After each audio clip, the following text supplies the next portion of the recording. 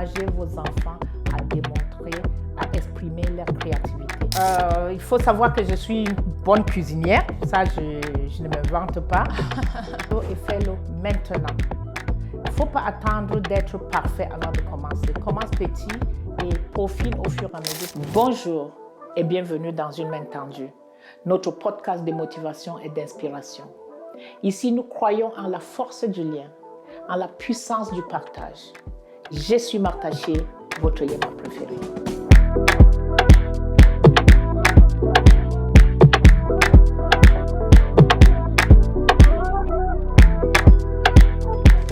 Bonjour Yéma. Bonjour productrice. Alors, qu'est-ce que tu nous as préparé pour aujourd'hui? Alors, en cette période festive, j'ai pensé nécessaire de faire un petit cadeau à My Good People. Donc, je suis disposée à répondre à vos questions dans l'espoir de mieux me faire connaître auprès de vous. Ok, super. C'est le fameux Q&A de Noël. Exactement. Je vois d'ailleurs qu'on est déjà aux couleurs de Noël chez Une main tendue. Ah ben, bien évidemment. Cette semaine, on a posé effectivement une question en story sur Instagram, à savoir si quelqu'un avait une question pour toi. Et on a sélectionné quelques questions auxquelles on va répondre aujourd'hui. Parfait. Let's go. Question 1. Quelqu'un demande quelles sont tes inspirations ou motivations pour créer Une main tendue. Alors, là, je pense qu'il y a donc deux questions en une là. D'une part, les motivations et d'autre part, l'inspiration. Alors, je vais commencer par motivation. Ce qui m'a motivée, c'est tout simplement l'idée de mettre en place un espace d'échange et créer une communauté avec qui partager mes expériences et éventuellement permettre à d'autres personnes de la communauté de partager leurs expériences aussi. Mes inspirations, je m'inspire tout simplement d'autres podcasts que je regarde. J'imagine que beaucoup d'entre nous sommes des consommateurs de podcasts, donc je m'inspire de ce que d'autres personnes font, dans l'espoir que chaque épisode soit une main tendue pour quelqu'un. Super! C'est très clair en tout cas. J'aime beaucoup l'idée de créer une communauté et je pense qu'aujourd'hui, c'est effectivement ce que tu fais. Donc bravo. Merci. Question suivante. Une de tes followers a demandé comment s'est passée la transition quand ton fils est devenu une personnalité publique, à savoir un chanteur. Est-ce qu'il y a quelque chose qui a changé dans ton quotidien en tant que maman? Wow. Alors, la transition. Pour tout dire, la transition, il n'y a pas eu une transition nette. C'est venu avec le temps. D'ailleurs, personnellement, j'ai mis du temps à intégrer le fait qu'il soit devenu réellement un personnage public. Oui. La transition, s'il y en a eu, c'est beaucoup plus au niveau professionnel. Parce que, du coup, en plus de mon rôle de mère qui n'a pas beaucoup changé, j'ai intégré un milieu professionnel désormais, qui est celui que je ne connaissais pas, parce que je travaille avec lui dans l'ombre. Donc, désormais, je suis à la fois mère et collaborateur. Collaboratrice. Collaboratrice. Et oui, effectivement, c'est une nouvelle flèche à ton arc. Absolument. Ok, question 2. Beaucoup d'entre nous veulent lancer un projet ou une entreprise. Ce serait quoi ton plus grand conseil pour nous? Pour quelqu'un qui veut lancer un projet ou une entreprise, je dis go. Surtout, fais-le et fais-le maintenant. Il ne faut pas attendre d'être parfait avant de commencer. Commence petit et peaufine au fur et à mesure. Parce que rappelle-toi surtout que quand une idée germe dans ta tête, il y a des centaines, des milliers de personnes qui ont la même idée. Et ceux qui vont pouvoir tirer leur épingle du jeu, c'est ceux qui vont prendre l'action tout de suite. Ok, donc commencez vite, même petit. Commencez vite, même petit. Super, c'est très pratique, très concret. La question suivante, elle parle de tes enfants. Elle demande quel est le plat que tu cuisines le mieux et dont tes enfants rappellent le plus? Alors, il faut savoir que je suis une bonne cuisinière. Ça, je ne me vante pas. Mais si je devais choisir un plat qui fédère vraiment tous mes enfants, je dirais le héros. Ah, ok. Alors, qu'est-ce que c'est? Est-ce que tu peux nous en parler? Bon, le héros fait partie de plats typiquement camerounais. Et c'est une sorte de légumes cuisinés à l'huile de palme, mélangés avec une variété de protéines. Et c'est accompagné d'une pâte. Ok. Une pâte à base de soit manioc ou igname. Est-ce que tu dirais qu'ils sont gourmands de manière générale ou pas trop? Mes enfants, eux, pas trop. Ok. Pas trop. D'accord. La question suivante te demande si tu as un rituel indispensable pour rester calme et centré. Comment tu fais quand voilà, les journées sont folles, il peut y avoir un peu de stress? Qu'est-ce qui t'aide à rester calme? Ce qui m'aide à rester calme, c'est la prière et la méditation. Il faut savoir que ma foi, c'est mon ancrage. Est-ce que tu as une leçon que la maternité t'a apprise en une seule phrase, si tu devais résumer? L'amour inconditionnel et la patience. Super. Question suivante, Yema. Est-ce que tu as un conseil pour les parents qui veulent encourager la créativité de leurs enfants?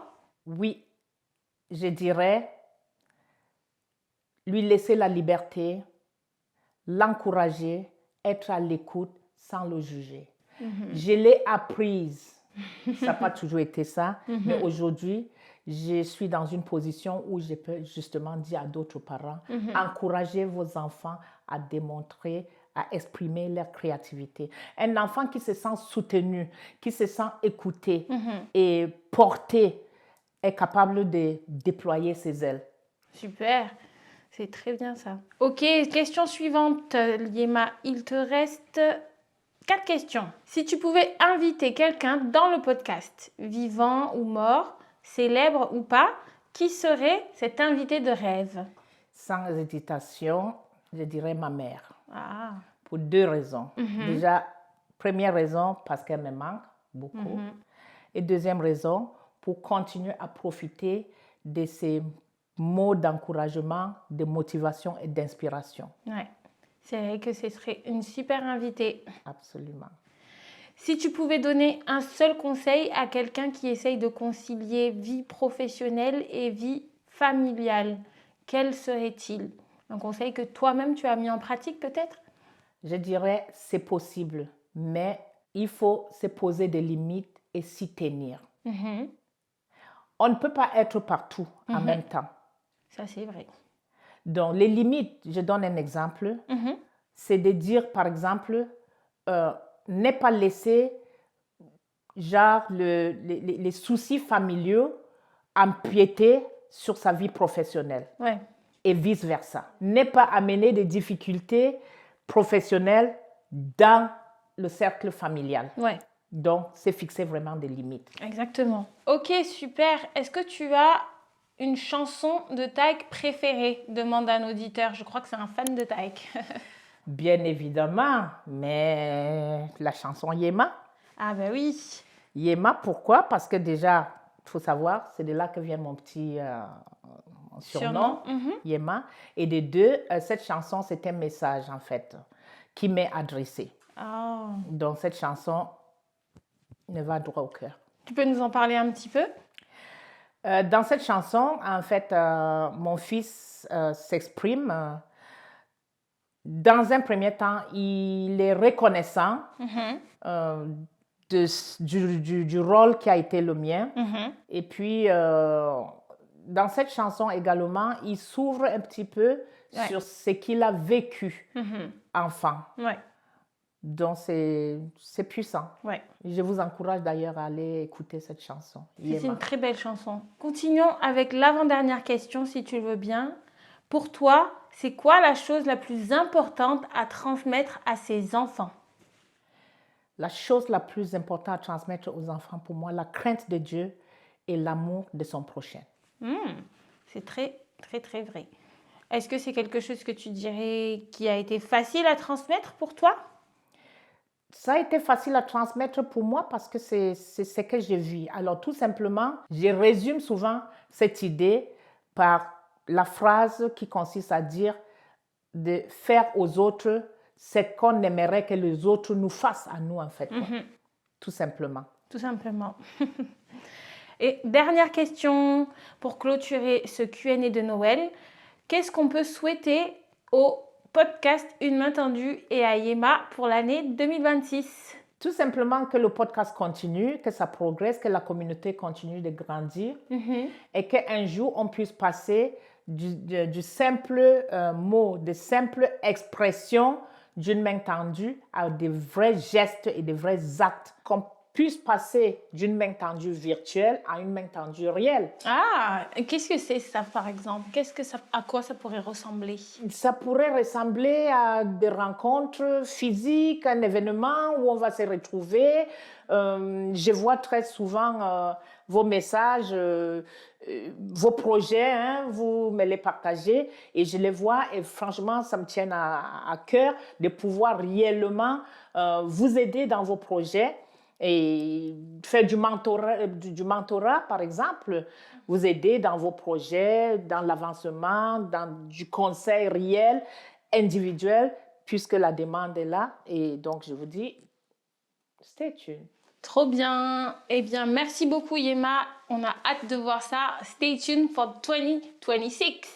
Merci beaucoup, Yema, pour cet épisode questions-réponses. C'était super. Merci, productrice. Moi aussi, j'ai bien aimé ce format. Quant à vous, dites-moi si vous l'avez aimé aussi et si ça vous a permis de mieux me connaître. On en préférera d'autres comme ça. N'oubliez pas de liker, commenter et partager. Je vous souhaite de passer de super fêtes de fin d'année et on se voit à la rentrée. Merci d'avoir suivi cet épisode d'une main tendue. Et rappelez-vous que parfois, il suffit d'un mot, d'un geste ou d'une main tendue pour tout commencer ou recommencer. C'était Martha Shea, votre Yema préférée. À bientôt.